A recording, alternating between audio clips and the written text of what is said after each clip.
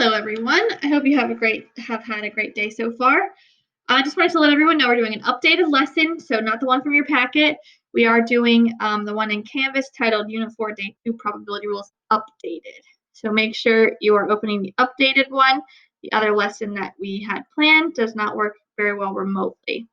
If you weren't in class, then you can work through the worksheet, the updated worksheet, on your own, or you can go to the Desmos linked in Canvas and work through the one that the class worked through, just to keep up with them that way.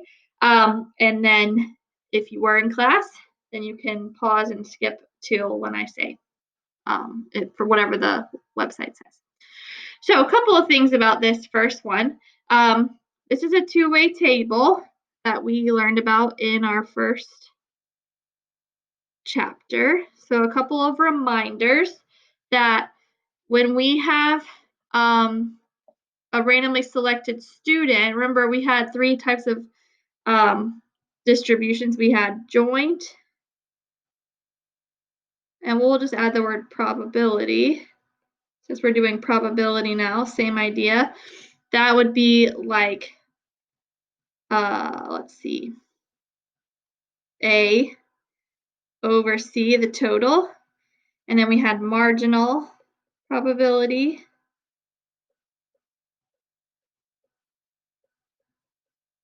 which is the outsides of the table. So that would be like B over C. And then down here, so this one was joint, and this one would be a marginal. And then down here, we had people who prefer NCAA. So that would be conditional, because it's like the number from inside the table over one of the margin values, not the total. That's just a little reminder of those vocabulary words from our first unit that we haven't seen in a while. We're going to add some more things to that later when we get to the last part. Okay, so if you've done the who will win the last banana activity from the Desmos, then we're just going to go through and talk about some of the vocabulary that goes with this.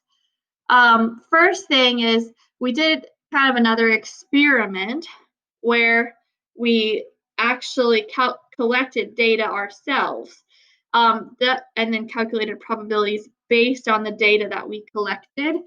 And now that is called, all of this probability right here is called experimental probability. And that just means it was based on data collected. Some things that are true about probabilities is that they should add to 1. They'll add to 1 here because they represent all possible outcomes. We either win, or player 1 wins, or player 2 wins. And so those add up to 1. Then same thing, speaking of adding up to 1, these also add to 1.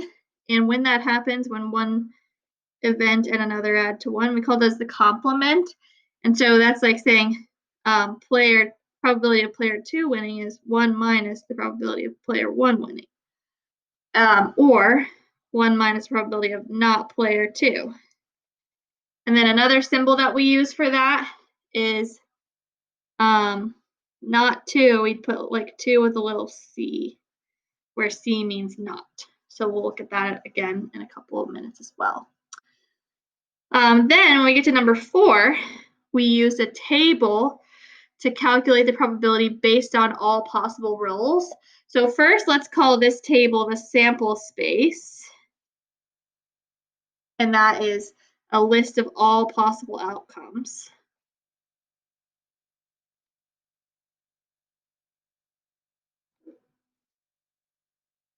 And so that's what this table represents. And when we find the sample space and then calculate probabilities based on that, then that is called a theoretical probability. So we had the experimental or empirical probability when we play the game ourselves, and then the theoretical is what's supposed to happen based on the data. And so 16 out of 36 were for player 1 winning, and then That means the other 20 out of 36 were player 2 because they make up all possible outcomes. You either win player 1 or player 2. So it's actually more likely for player 2 to win the game than player 1, theoretically. And so we should have gotten close to that with our class data. 43%, 57% is this example. It's not necessarily what your class got. That's pretty good, and that's a demonstration of the law of large numbers, which we have learned in our first lesson of this unit as well. So this one has a lot of vocab on it. We have a few more things to write down from the activity that you guys did today, but this one covers a lot of it as well. Let's move on to the Venn diagram. So whenever we draw a Venn diagram, you want to make sure, let's just label it here, and then we have a two-way table there. That the overlap is where they both happen. And then this part is only A. And then this 60% is only B. And then this 2% outside represents neither. We call this a probability model because all values are between 0 and 1, or so 0.2 and 0.6 are percentages, and add up to 1. So it represents all possible cases. We can use a Venn diagram or a two-way table or any sort of model to represent probability as long as that's true. And then hopefully you can see the connection between the two-way table and the Venn diagram here. I want to show a couple of symbols. So with or, we're going to use this U symbol, it means union. And then with and, we're going to use this upside down U symbol, and it means intersection in set notation. So go ahead and write that down. And then if you notice with or, we have all of the values just added up. And so typically we're going to call that the general addition rule.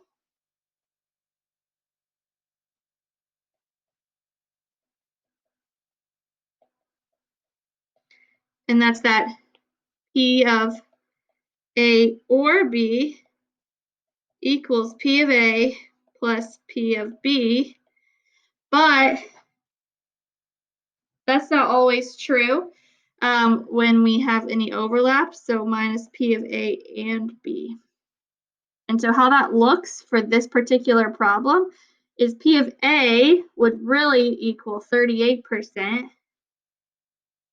P of B would really equal 78%. We can't add those as they are because then we're counting the 18 twice. And so we subtract the 18 to get 98%. And so that is P of A or B's formula and how it works. You don't always have to use the formula. You can also use just the diagram or the table or logic to get the same answer, as long as you show your work. A couple of other things, some notation stuff. So only in the cafeteria, we want to write that as P of the cafeteria, which I was using B, and not the food court. And so we have to use that notation. We're going to ask you to write things in proper notation, and this is how we want you to do it. So only the food court then would be P of food court, which I was using A for, and not the cafeteria. Remember, that little C means not. And then that little upside down U is and. That means neither looks very interesting. It means not the cafeteria and not the food court, neither one. And that's what's left over in the table. And then we'll focus on things like F and G next time. But remember, this is a student who eats in the cafeteria. And so we need to divide by the cafeteria total. Who eats in the food court? That's why food court is in the bottom. There's just one more thing I want to find and add that I don't think we have covered, and that is mutually exclusive events. So we'll go back to the banana thing, and let's just call these mutually exclusive.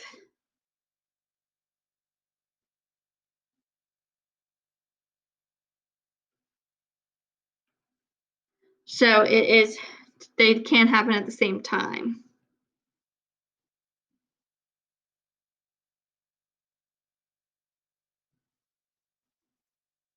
And in this case, that shows us that P of player 1 plus P of player 2 is just going to be 0.4 plus 0.6. There's no overlap, so we don't have anything to subtract like we did in the two-way table section. All right, now let's look at the important ideas box. Got a few things on there. So a couple definitions. You can pause to write all that down.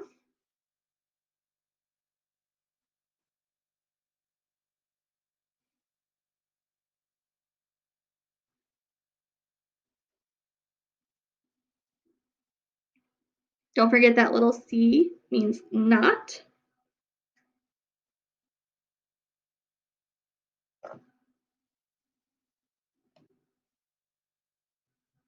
And then we have the definition of mutually exclusive. So it means that there's no overlap. So I'm just going to write that little note there.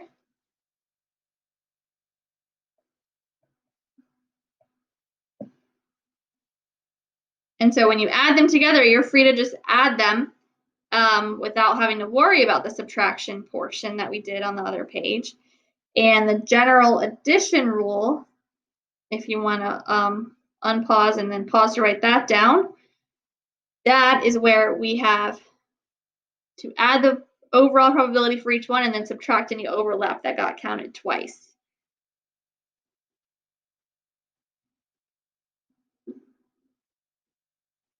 That's why we subtract it. And then just a quick display of how Venn diagrams and two-way tables go hand in hand when they have two categories each like this. And so hopefully you can see how they go together. I'll show more of this all at once. You guys can pause, make sure you get it all down, try to check your understanding, and then come back to check the answers.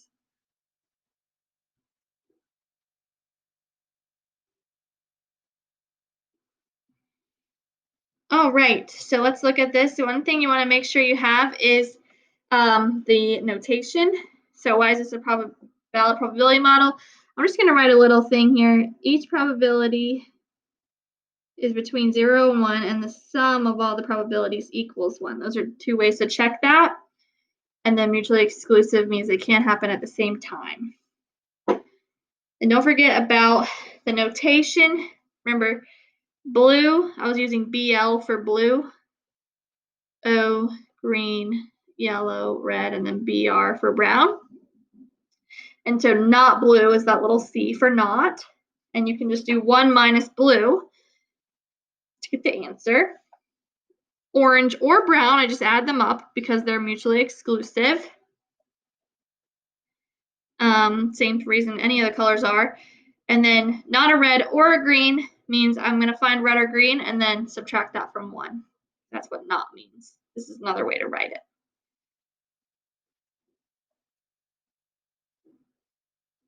And we'll check out the last one, number 2. So plain language P of GC means not a high school graduate. So the probability of randomly selecting someone who is not a high school graduate, and that is this whole column. That's where the 190 came from. That whole group represents not a high school graduate. That's 0.38. And then remember, if they have any overlap, they overlapped 221 times, and we counted that twice if we use the formula, and so we have to take it away. You're also welcome to find that answer another way. You could just add up these 3 values, this one, and this one, and divide them by 500 to get the same answer. For the Venn diagram, I want them to be probabilities, so make sure you put in actual fractions or decimals here.